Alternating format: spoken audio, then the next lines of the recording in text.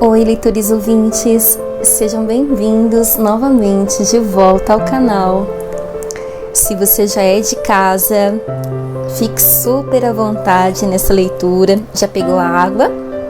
Já está aí posicionado no teu trabalho? Não sei qual atividade você está fazendo, ou se de repente está sentadinho aí no sofá. E hoje eu estou sentada aqui no sofá. Aqui é vida real. Então, se vocês ouvirem algum barulho, já sabem, por favor, ignorem. E para quem tá chegando agora, gente, você é super bem-vindo, bem-vinda aqui. Já se inscreva aqui no canal. E para todo mundo, deixa o like para contribuir aí com o nosso trabalho, para também falar para o YouTube que esse conteúdo é relevante. Enquanto eu leio e estudo, eu contribuo e vocês contribuem também demais comigo. Bom, passado então essa pequena introdução, uma ótima leitura para todos vocês. Nós estamos lendo o livro A Coragem de Ser Imperfeito, da autora Brené Brown, e hoje leremos o capítulo 5, Diminuindo a Lacuna de Valores, trabalhando as mudanças e fechando a fronteira da falta de motivação. Diminuir a lacuna de valores é uma estratégia de ousadia. Devemos prestar atenção no espaço que separa o lugar onde estamos do lugar onde queremos estar. E mais importante, precisamos praticar as virtudes que consideramos importantes em nossa visão de mundo. Diminuir a lacuna exige tanto acolher nossa vulnerabilidade quanto perseverar no enfrentamento da vergonha. Seremos cobrados a dar respostas como líderes, pais e educadores, de maneiras novas e incômodas. Não precisamos ser perfeitos, mas temos que estar atentos e comprometidos para alinhar nossos valores em nossas atitudes. Estratégia versus cultura. No mundo das empresas, há um debate em curso sobre a relação entre estratégia e cultura e sobre a importância de cada uma. Enxergo estratégia como o plano de ação, ou a resposta detalhada à pergunta: o que queremos conquistar e como vamos chegar lá? Todos nós, famílias, grupos religiosos, equipes de projeto, professores, temos um plano de ação e todos refletimos sobre as metas que queremos alcançar e os passos que precisamos dar para sermos bem-sucedidos. A cultura, por outro lado, em vez de revelar o que queremos conquistar, diz muito sobre quem nós somos. Dentre as muitas definições complexas de cultura no contexto tratado, aqui, aquela que mais coaduna com a minha visão é a mais simples. Como pioneiros do desenvolvimento organizacional, Terence Deal e Alan Kennedy afirmaram assim: cultura é a maneira como fazemos as coisas por aqui. Gosto dessa definição porque me parece adequada para as discussões sobre todas as culturas, desde a grande cultura da escassez, sobre a qual escrevi no capítulo 1, até uma cultura organizacional específica, passando por uma cultura que define a minha família. As respostas às perguntas a seguir dizem muito sobre a cultura e os valores de um grupo, família ou empresa. Quais comportamentos são repensados aqui? E quais são punidos? 2. Onde e como as pessoas estão gastando seus recursos, dinheiro, tempo, atenção? 3. Que regras e expectativas são seguidas, impostas e ignoradas? 4. As pessoas se sentem seguras e apoiadas ao conversarem sobre como se sentem e ao falar sobre as coisas de que precisam? 5.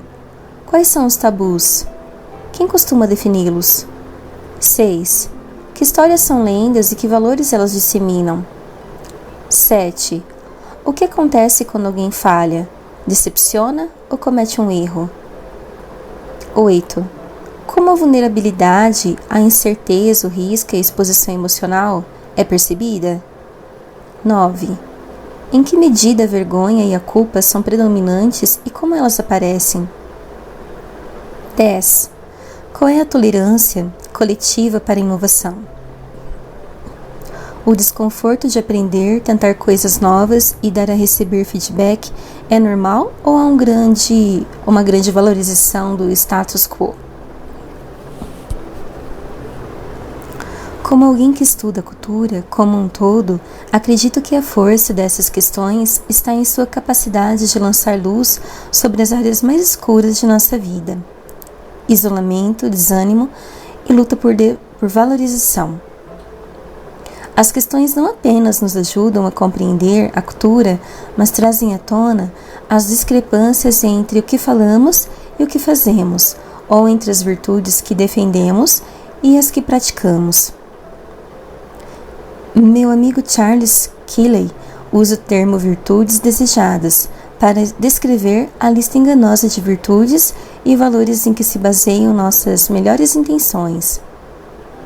Na parede de nosso escritório, em nossos sermões como pais e em nossa visão de empresa. Se quisermos isolar o problema e desenvolver estratégias de transformação, temos que confrontar nossas virtudes desejadas com as praticadas, ou seja, como nós realmente vivemos, sentimos, agimos e pensamos. Estamos vivendo de acordo com o que pregamos? Responder a essa pergunta pode ser muito desconfortável. A fronteira da falta de motivação. Vou pedir uma pausa para vocês aqui. Vamos tomar um pouco d'água. Vocês se hidratem aí também, por favor. Eu sei que de repente vocês não estão lendo em voz alta, mas é importante se hidratar.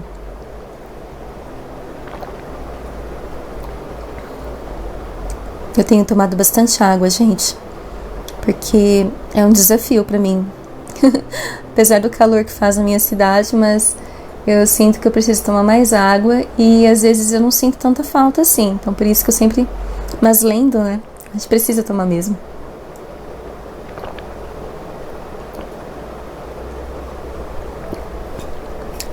Vai fazer um tec aqui da garrafa, viu? Não se assustem.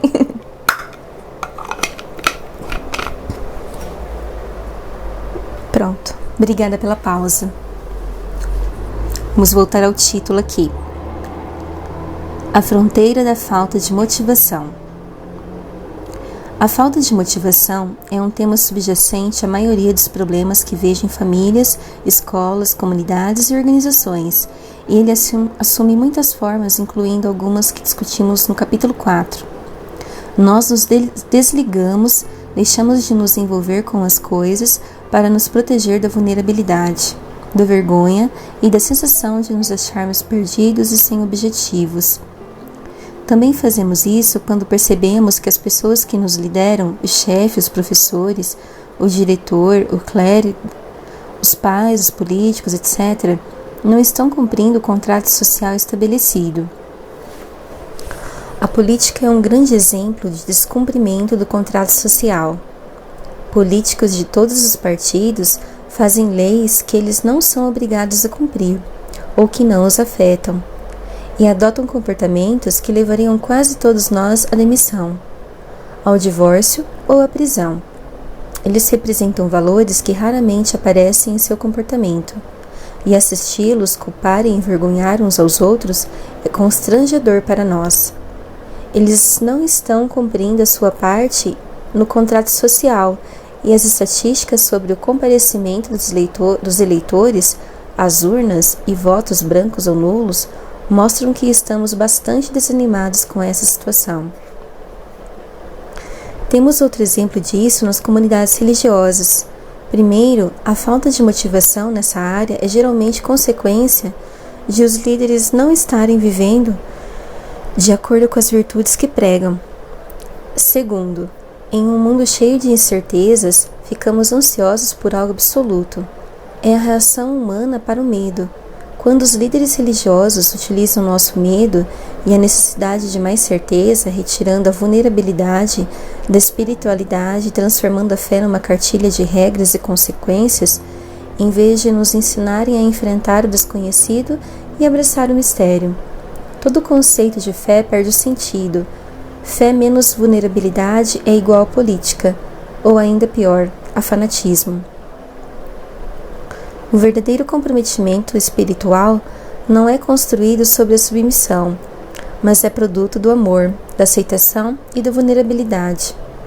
Portanto, impõe-se a questão: se não criamos intencionalmente, nas famílias, nas escolas, nas comunidades e nas empresas, culturas que alimentam a falta de motivação e o isolamento, como isso acontece? Onde está a lacuna entre as duas coisas? A lacuna começa aqui. Não podemos dar às pessoas o que não temos. Quem somos importa infinitamente mais do que o que somos ou queremos ser. A distância entre as virtudes praticadas, o que de verdade nós fazemos, pensamos e sentimos, e as desejadas, o que desejamos fazer, pensar e sentir, é a lacuna de valores, ou o que chamo de fronteira da motivação. É onde se perdem empregos, clientes, alunos, mestres, congregações e até mesmo filhos.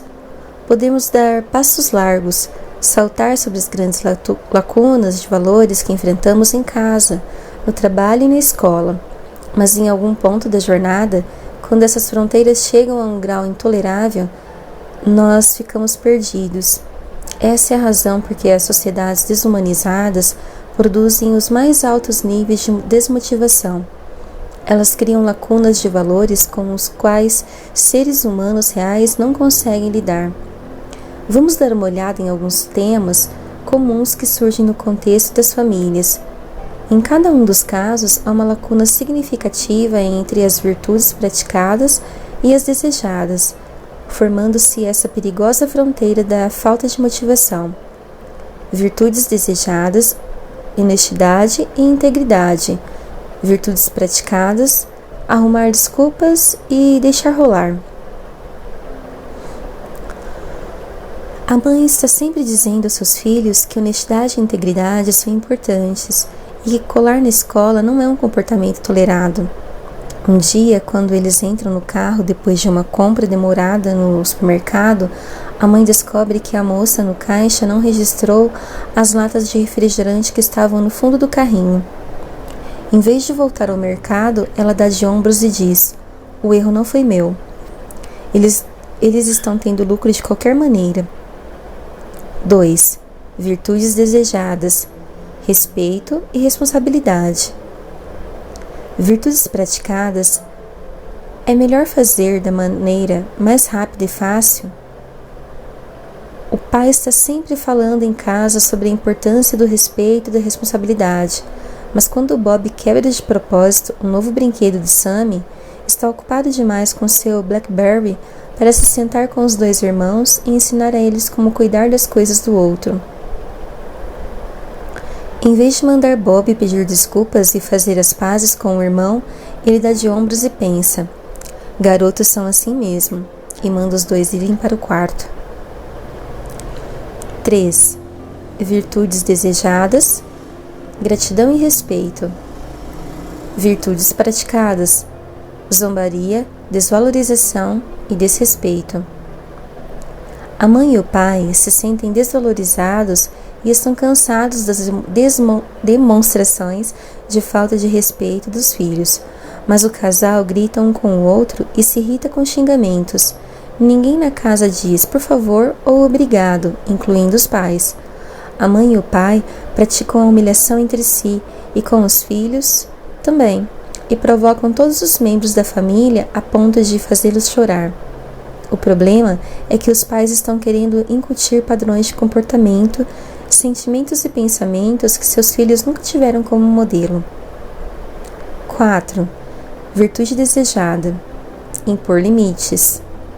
Virtudes praticadas: rebeldia e frieza.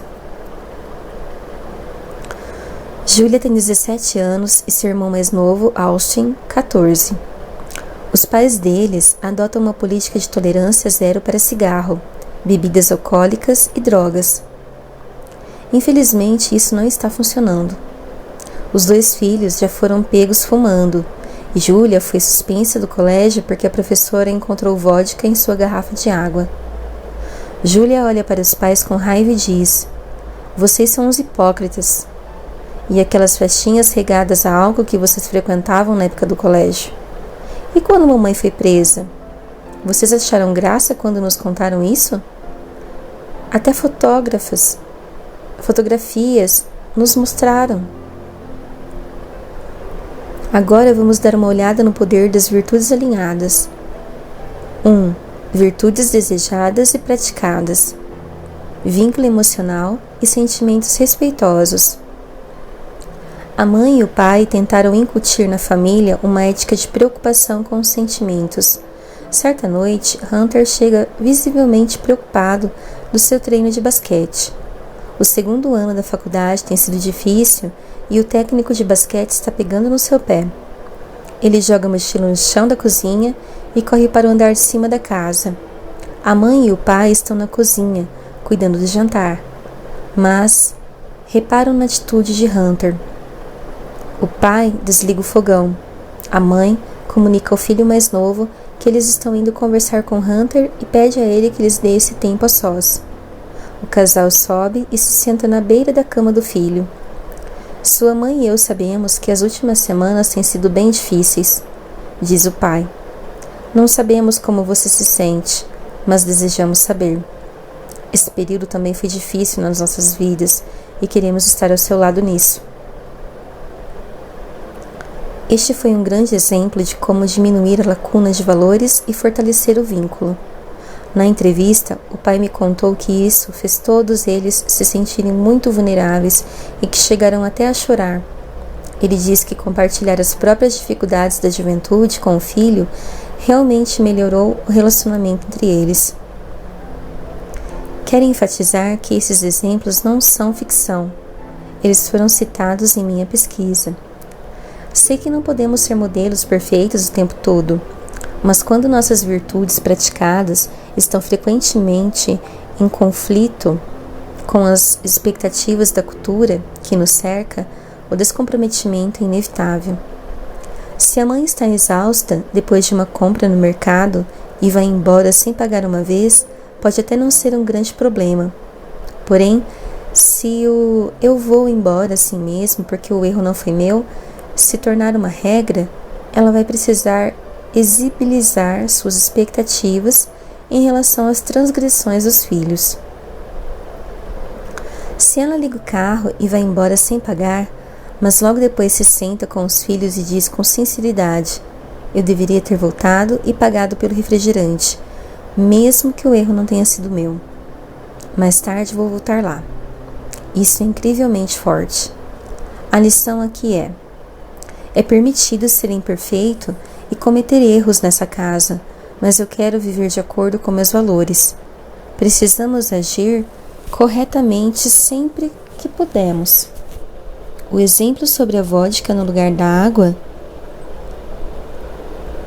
é emblemático de um conflito comum entre pais e filhos. Ouço os pais dizerem o tempo todo: eu era terrível e fiz coisas que não quero que meus filhos façam. Devo mentir sobre meu passado?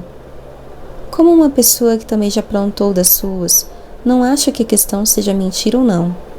É mais uma questão de o que e como contamos.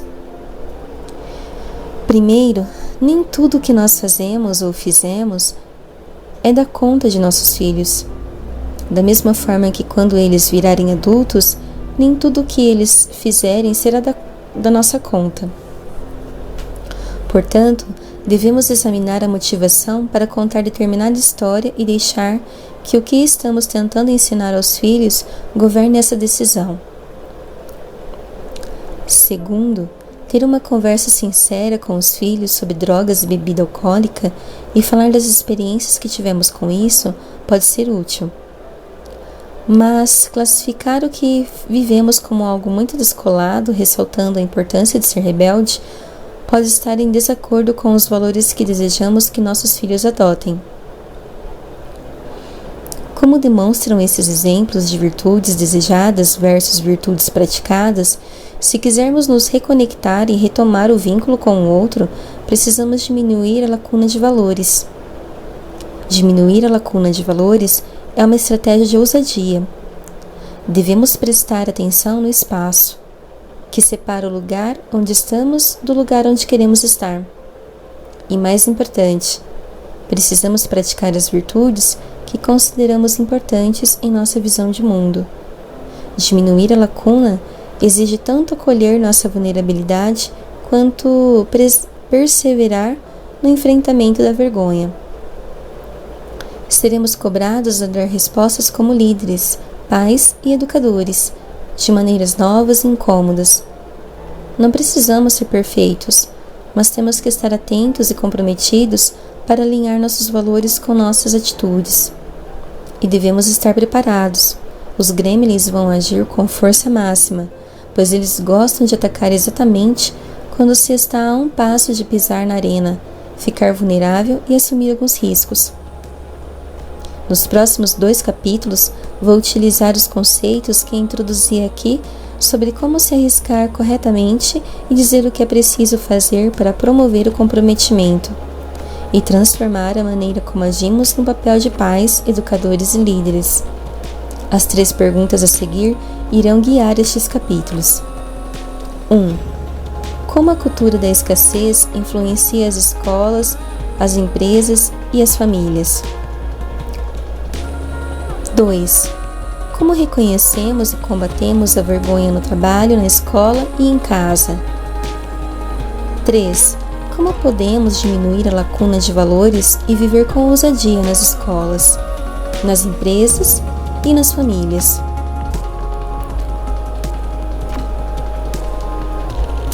E aqui termina o capítulo 5. Eu super agradeço quem ficou até aqui no fim deste capítulo comigo. Quero deixar o meu abraço para vocês e pedir novamente que, se você ainda não se inscreveu no canal, se inscreva, porque o livro ainda tem uma continuidade. Nós estaremos juntos aqui e juntas para fazer essa leitura, tá bom? Um super abraço para você e até o próximo capítulo. Tchau!